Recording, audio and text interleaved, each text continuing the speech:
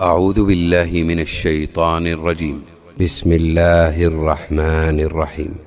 اعلموا أنما الحياة الدنيا لعب ولهو وزينة وتفاخر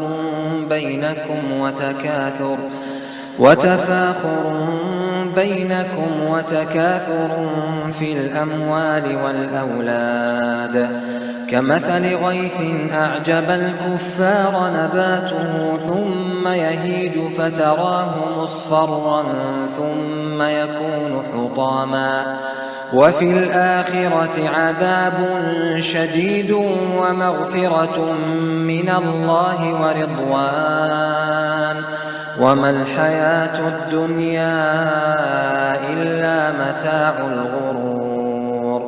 سابقوا إلى مغفرة من ربكم وجنة عرضها كعرض السماء والأرض أعدت للذين آمنوا بالله ورسله ذلك فضل الله يؤتيه من يشاء والله ذو الفضل العظيم. ما أصاب من مصيبة في الأرض ولا في أنفسكم إلا في كتاب من قبل أن نبرأها إن ذلك على الله يسير. لكي لا تأسوا على ما فاتكم ولا تفرحوا بما آتاكم والله لا يحب كل مختال فخور. الذين يبخلون ويأمرون الناس بالبخل ومن يتول فإن الله هو الغني الحميد.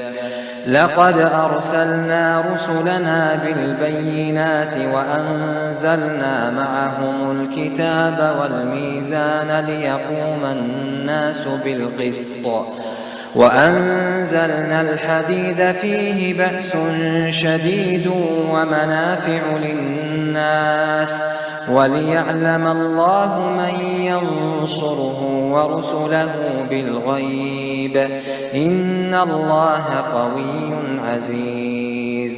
ولقد أرسلنا نوحا وإبراهيم وجعلنا في ذريتهما النبوة والكتاب فمنهم مهتد وكثير منهم فاسقون. ثم قفينا على آثارهم برسلنا وقفينا بعيسى ابن مريم وآتيناه الإنجيل وجعلنا في قلوب الذين اتبعوه رأفة ورحمة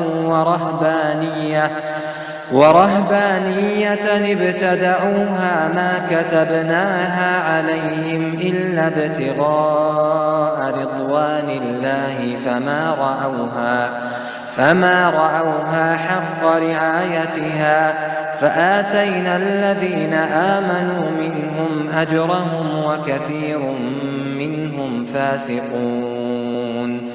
يا أيها الذين آمنوا اتقوا الله وآمنوا برسوله يؤتكم كفلين من رحمته ويجعل لكم نورا تمشون به ويغفر لكم والله غفور رحيم. لئلا يعلم أهل الكتاب ألا يقدرون على شيء من فضل الله وأن الفضل بيد الله يؤتيه من يشاء والله ذو الفضل العظيم.